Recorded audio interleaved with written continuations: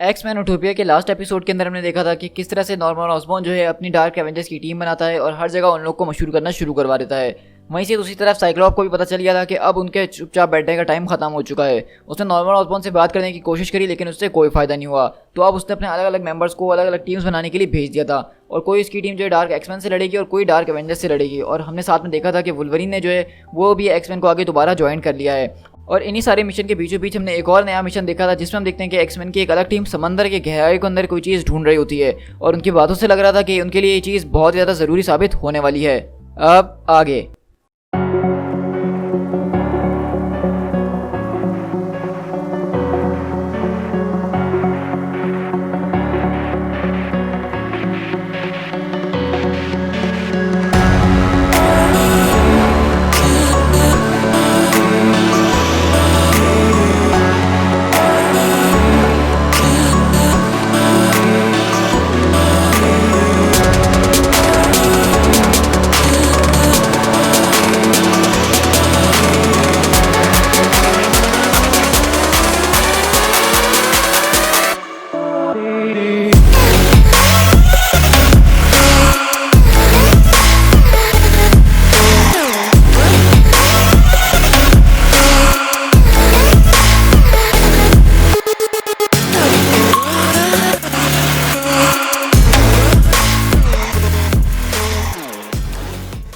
तो कहानी की शुरुआत होती है हमारे पास लास वेगास से, जहाँ पे आपको याद होगा कि मिराज नाम की म्यूटेंट को साइक्लॉप ने भेजा था एक ज़रूरी काम के अंदर और वो वहाँ जाके किसी से मिलती है।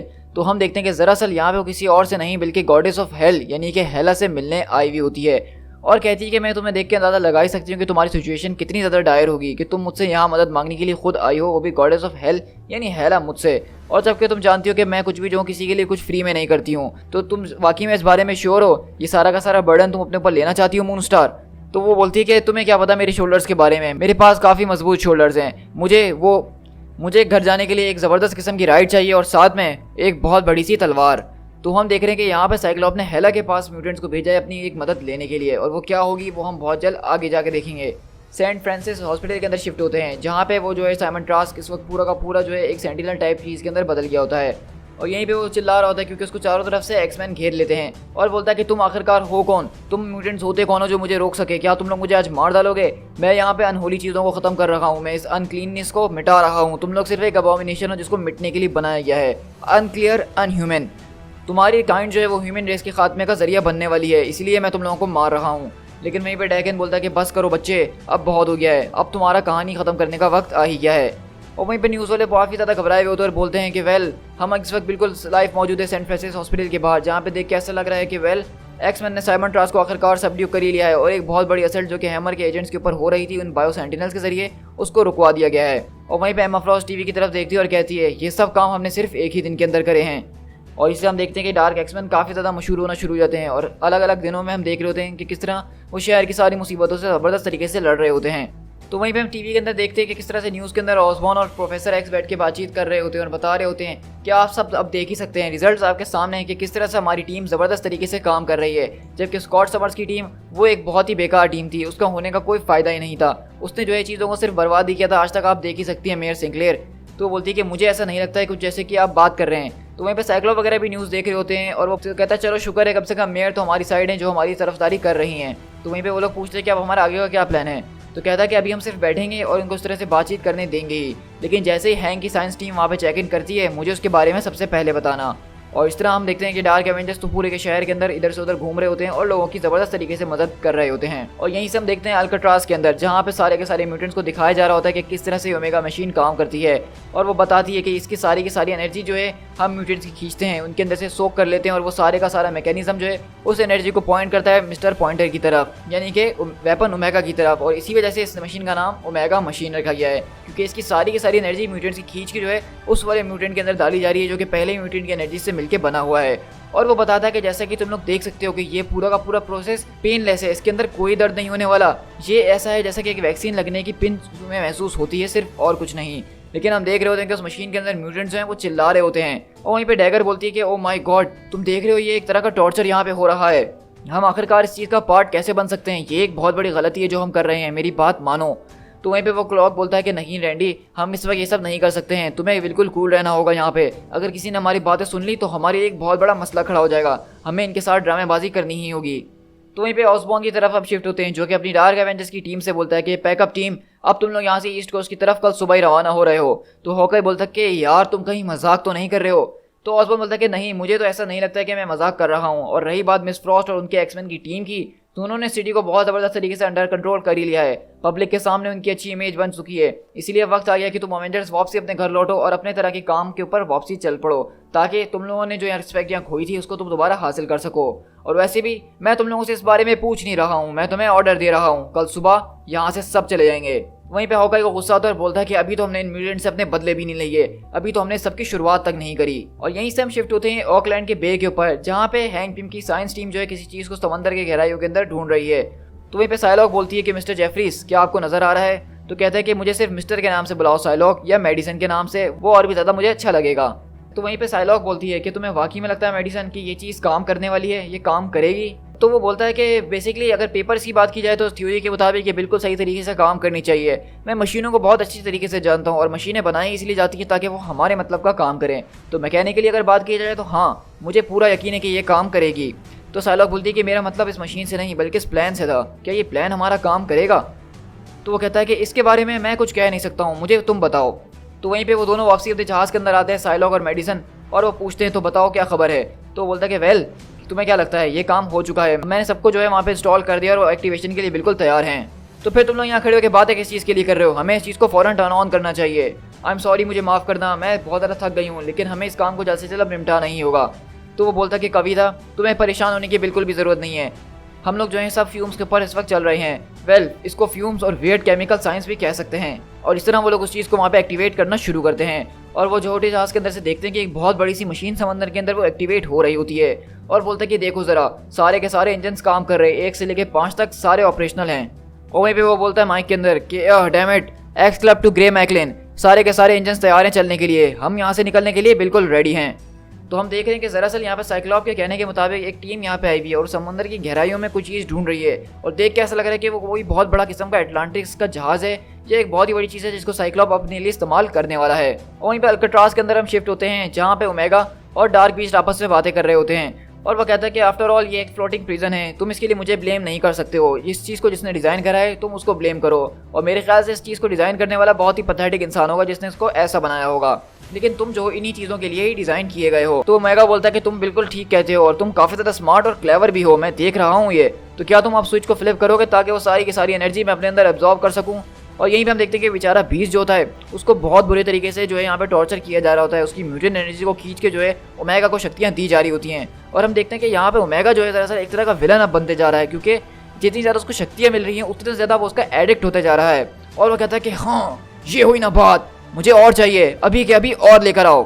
तो वहीं पे डार्क बीस्ट बोलता है कि हाँ हाँ मैं जानता हूँ, और तुम एक छोटे बच्चे से भी ज़्यादा वर्स हो माइकल, आई स्वेयर कि तुम यहाँ पे जो बिल्कुल बच्चों वाली हरकतें कर रहे हो, मैं अभी जाके किसी और को लेकर आता हूँ।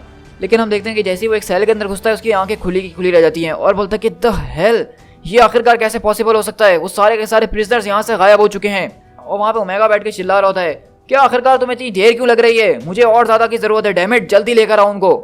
और दूसरी तरफ हम देखते हैं कि बीस्ट को वापसी अपने सेल के अंदर एजेंट्स ले जा रहे होते हैं।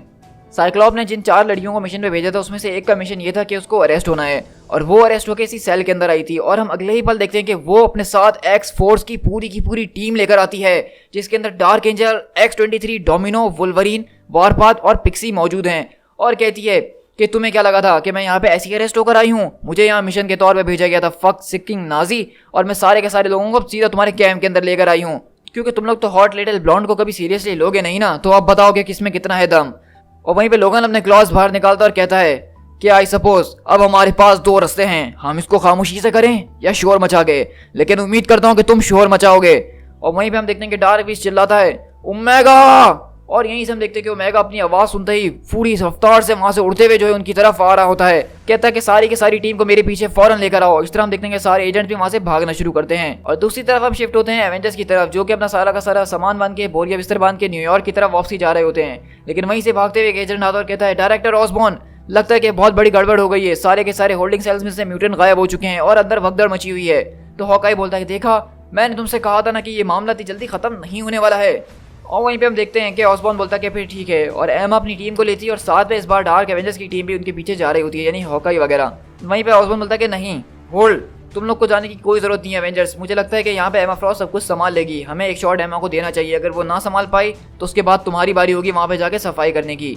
और यहीं से हम ग्रे मैकलिन इंडस्ट्रीज़ के अंदर शिफ्ट होते हैं, जहाँ पे साइक्लॉप और उसकी टीम जो है यहाँ पे छुप के रह रही है इतने वक्त से, और वो वहाँ पे चिल्लाते हुए आता है कि एक्सक्यूज़ मी मिस्टर समर्स, लगता है हमने एक्स क्लब की तरफ से अभी ये खबर सुनी है, उनका जो प्रोजेक्ट था जिस पे आपने उनको भेजा था वो एक सक्सेस हुआ है। तो बोलता है साइक्लॉप, फिर तो बहुत ही अच्छी बात है, लगता है कि अपनी टीम्स का वेकेशन करने के लिए जल्द से जल्द सबको तैयार करना चाहिए। और रही बात कर्ट तुम्हारी, तो वाकई में तुम्हारे लिए वक्त आ गया कि तुम फील्ड के अंदर उतर जाओ और वो करो जिसमें तुम माहिर हो। तो बोलता है कि वेल, इस सारी की सारी सिचुएशन को देख के लगता ही है कि अब मेरे लिए यही सबसे ज़्यादा इंपॉर्टेंट है, और मिस्टर स्कॉट मैं समझ चुका हूँ कि मुझे क्या करना है। और वहीं पे हम देखते हैं कि साइक्लॉप अपने कमांड रूम के अंदर शिफ्ट होता है, जहाँ पे उसको वो बोलता है कि मिस्टर स्कॉट मैंने हर चीज़ को तैयार कर लिया और अब सिर्फ आपके कमांड का इंतजार कर रहे हैं। तो बॉबी बोलता है कि बॉस मैन, ये सब आखिरकार वो तो नहीं है जो मैं सोच रहा हूँ। तो साइक्लॉप बोलता है कि हाँ ये बिल्कुल वही है। तो बॉबी बोलता है कि आखिरकार तुमने ये सब किया कैसे। तो साइक्लॉप बोलता है कि लेटर बॉबी, अभी मेरे पास बिल्कुल भी वक्त नहीं है, मुझे माफ़ कर देना, लेकिन अब हमारा वक्त आ गया है लोगों, अब हमें अपने प्लान के ऊपर चलना पड़ेगा जो हमने सोचा हुआ था। मेरे अंदर फेथ रखने की पूरी कोशिश करो और इस प्लान को हम लोग आखिर तक अंजाम देंगे एक साथ मिलके, और इस जंग को हम बहुत जल्द जीतने वाले हैं। लेकिन अगर तुम लोग का बिलीफ मेरे अंदर से थोड़ी देर के लिए भी हटा तो समझ लेना कि हम लोग हर चीज़ हार जाएंगे, तुम लोग को मुझ पर बिलीव करना ही होगा। तो वहीं पे साइक्लॉप बोलता है कि ठीक है जेंटलमैन, तुम लोग को ऑर्डर दिया जाता है, राइस। और यहीं से हम देखते हैं कि पिक्सी वहाँ से भाग रही होती है और वो बोलती है कि कम ऑन गर्ल, अब मुझे यहाँ से भागना होगा, अगले मिशन के लिए जाना ही होगा, लगता है कि वक्त आ गया है। क्या साइक्लॉप ने ऑर्डर्स दे दिए हैं? क्योंकि हम देखते हैं कि मेंशन के अंदर सारे के सारे एक्समैन जो है वहाँ पे तैयार खड़े होते हैं यहाँ से निकलने के लिए, कि Nightcrawler, Boom Boom, North Star, mister समन ने कहा है कि सबसे पहले तुम लोग जाओगे, मैग्मा एंड कॉल्सस, उसके बाद तुम लोग जाओगे और उसके बाद बाकी के जो लोग बचे हैं वो मूव करेंगे। तो जैसे ही मैजिक अपना वो सारा का सारा काम कर लेगी जो कि करने के लिए इसको यहाँ बुलाया गया है, जब वो यहाँ से सबको टेलीपोर्ट करके ले जाएगी, जब सब कुछ सेफ हो जाएगा तो उसके बाद मैं यहाँ से निकलूंगी। अब वक्त आ गया है कि हमें अपने घर जाना होगा। और हम देखते हैं वहाँ पे जितने भी म्यूटेंट्स ऐसे होते हैं जिनके पास टेलीपोर्टेशन की किसी भी किस्म की कोई पावर है, तो वो सब अपने आप को जो है टेलीपोर्टेशन पावर इस्तेमाल करते हैं और सारे के सारे म्यूटेंट्स को निकाल के यहाँ से कहीं लेके जा रहे हैं। लेकिन यहाँ से हम शिफ्ट होते हैं एल्काट्रास के अंदर। वहीं पे हम देखते हैं कि ओमेगा बिल्कुल पागल हो गया होता है और वो अंधाधुन उनके ऊपर अटैक कर रहा होता है और बोलता है कि मुझे पता था कि तुम लोग कभी ना कभी यहाँ पे जरूर आओगे और हर चीज़ को बर्बाद करने की कोशिश करोगे। वारपात, चलो मेरे साथ, हम दोनों उनके बीच से निपटेंगे और बाकी के बाकी सारे वो ओमेगा को रोकने की कोशिश करें। और इस तरह हम देखते हैं कि यहाँ पे एक्स फोर्स की ज़बरदस्त किस्म की टीम जो है वो उन दोनों के ऊपर अटैक करती है और लोगन और वारपात पहुँचती हैं बीच की तरफ उसको रोकने के लिए। वहीं पे हम देखते हैं कि वो डार्क भी चिल्ला रहा होता है कि तुम लोग इस वक्त जो हो साइंस के खिलाफ एक क्राइम कमिट कर रहे हो, तुम लोग इसके लिए बचोगे नहीं। तो लोगन बोलता है कि भाई ठीक है, आओ और मुझे अरेस्ट कर लो, और वो अपने क्लॉज उसके सीने के अंदर घुसा देता है। और वहीं पे आर्कएंजल और X-23 भी ज़बरदस्त तरीके से ओमेगा से लड़ रहे होते हैं और अपने क्लॉज और अपने विंग्स वो लोग भी उसकी बॉडी के अंदर घुसा देते हैं। बस बहुत हो गया, छोड़ दो उनको। लेकिन वहीं पे डोमिनो बोलती है, अरे वाह देखो ज़रा, एक्समैन की टीम आ गई है, तुम लोगों से काफ़ी अरसे से मैं मिलना चाहती हूँ, वो भी करीब से।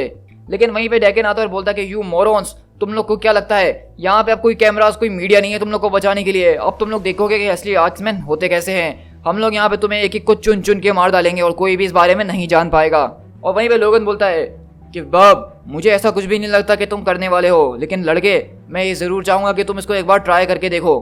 और वहीं पे डेकन चिल्लाता है और बोलता है कि तुम बुढ़े आदमी सबसे आखिर में मरोगे, जब तुम देख लोगे अपने सारे के सारे दोस्तों को आहिस्ता आहिस्ता मरता हुआ, उसके बाद मैं तुम्हें तुम्हारी मौत नसीब करवाऊंगा, उससे पहले मैं तुम्हें मरने नहीं दूंगा। लेकिन हम देखते हैं कि यहाँ पीछे से एमा फ्रॉस्ट जो है वो आती है और डेकन का सर पकड़ के ज़मीन में गाड़ देती है और बोलती है कि ओ बस भी करो, अब अपना मुंह बंद कर लो।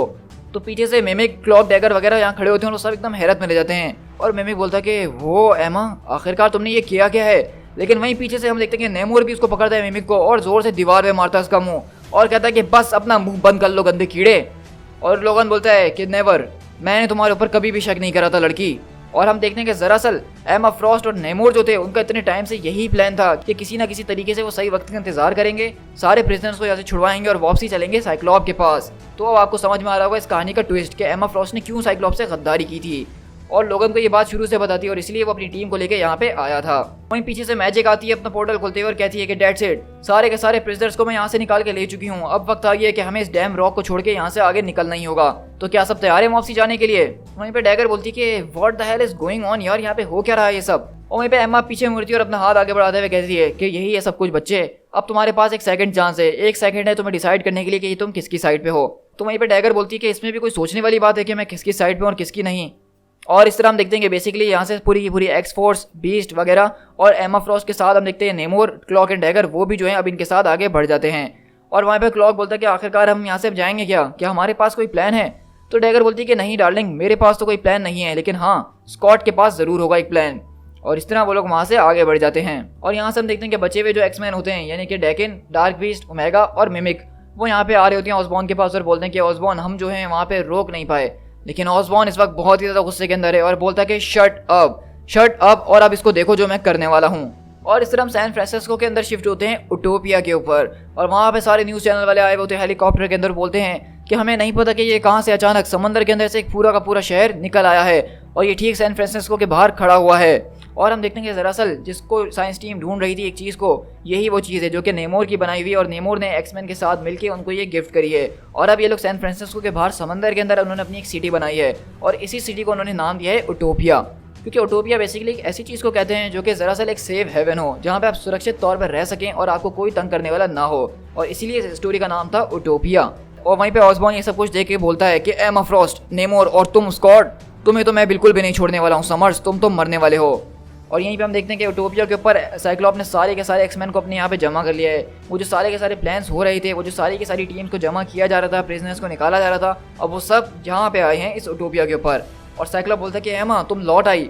तो वहीं पे वो बोलती है कि स्कॉट डार्लिंग, इससे मिलो, ये है नेमोर। एक्सीलेंट वर्क मैन, तुम वाकई में फैंटास्टिक हो, मैंने तुम्हें देखा है बहुत अच्छे तरीके से काम करते हुए, मानना पड़ेगा इस बात को। और यहीं से साइक्लॉप जो है अपने सारे के सारे लोगों से ऊपर खड़े होकर खिताब करता है और कहता है कि एमा, नेमोर, क्लॉक एंड डैगर, पिछले इनके कुछ अपीरियंस देखे जाएं तो आपको पता है कि वो किस तरह के थे, लेकिन अभी के लिए मैं सिर्फ आपसे यही कहना चाहूँगा कि ये हमारी साइड पे हैं। हमारे पास आगे जाके बहुत वक्त होगा कि जब मैं आपको ये सारी की सारी चीज़ें आसानी से बैठ के एक्सप्लेन करूंगा, लेकिन अभी के लिए वो हम नहीं कर सकते हैं। हमारी तरफ एक बहुत बड़ी फाइट आ रही है और अभी हमारा सारा ध्यान उसके ऊपर होना चाहिए, ना कि मैं आपको एक्सप्लेन करूँ कि ये सब हमारी तरफ कैसे आए हैं। बस मैं अपने लोगों से यहाँ पे एक ही चीज़ की भीख मांगना चाहूँगा इस वक्त कि आप लोग मुझ पर ट्रस्ट करें और जो प्लान मैंने बनाया है आप उसके ऊपर ट्रस्ट करें, और इसी ट्रस्ट के जरिए हमें बहुत जल्द एक रिवॉर्ड मिलने वाला है, बहुत ही ज़्यादा जल्दी। और इस तरह हम देखते हैं कि पीछे से जो है नाइटक्रॉलर दो न्यूज़ रिपोर्टर्स को यहाँ पे टेलीपोर्ट करते हुए लेकर आता है कि मैं अब सीधा यहाँ पे बातचीत करना शुरू करूँगा, ओके, हमारे पास ज़्यादा टाइम नहीं है। तो वो बोलते हैं कि ठीक है, हम आपको लाइव दिखा रहे हैं, आप बोलिए क्या बोलना चाहते हैं। और इस तरह हम देखते हैं कि न्यूज़ चैनल के अंदर साइक्लॉप आता है और दुनिया से खिताब करना शुरू करता है और वो बोलता है आपको डरने की कोई ज़रूरत नहीं है, मैं हूँ स्कॉट समर्स एंड वेल, सबसे पहले डरना बंद कर दीजिए। हमने जो है नॉर्मन ऑसबॉर्न के सारे प्रोग्राम्स को रिजेक्ट कर दिया है जो कि वो म्यूटेंट्स के खिलाफ चलाना चाह रहा था। हमने जो है सारे के सारे हेट क्राइम्स, टास्क की सारी बातों को रिजेक्ट कर दिया है, क्योंकि ये सब चीज़ें देख के मुझे ऐसा ही लग रहा है कि यूनाइटेड स्टेट्स के लोग चाहते थे कि हम उनकी कंट्री को छोड़ के दूर चले जाएं, तो आखिरकार अब हम उनको छोड़ के दूर जा चुके हैं। अब हम यहाँ से जैसे कि दूर जा चुके, तो अब हम नहीं चाहते कि कोई हमें पुश करने की कोशिश करे, हम पे गलत इल्ज़ाम लगाए या हमें पोक करने की कोशिश करे और बिला वजह किसी और के गुनाहों के लिए हमें सज़ा दी जाए। हम यहाँ पे सिर्फ पीस तलाश करते हुए आए हैं और चाहते हैं कि हमें पीसफुली यहाँ पे रहने दिया जाए। और इसके बाद से जो कुछ भी होने वाला है अब वो हमारे कंट्रोल के अंदर नहीं होगा, वो मैं आपको पहले से ही बता देना चाहता हूँ। लेकिन आज आप लोग को बताने का मकसद ये है कि ताकि ये सारी चीज़ें पूरी की पूरी दुनिया देख ले कि अब हम जो है यूनाइटेड स्टेट से बाहर जा चुके हैं, अब हम लोग जो है यहाँ पे सिर्फ पीसफुली रहना चाहते हैं। और वहीं पे ऑसबॉर्न बोलता है कि बस अब हमें यहाँ से निकलना होगा। और ऑसबॉर्न देखते हैं अपनी सारी की बची हुई टीम को यहाँ से लेता है और अपना मास्क पहनते हुए बोलता है कि मुझे नेमोर का सर चाहिए, एमा फ्रॉस्ट का दिल चाहिए, और जब तुम ये सब कर रहे हो तो समर्स तुम्हें देख रहा हो। तो वहीं पर डैगन बोलता है कि नेकी और पूछ ये तो मैं शौक से करूंगा। और इस तरह हम देखते हैं कि यहाँ से ऑसबॉर्न अपनी टीम को लेके अब उटोपिया पे जा रहा है साइक्लॉप से सीधा लड़ने के लिए। To be continued.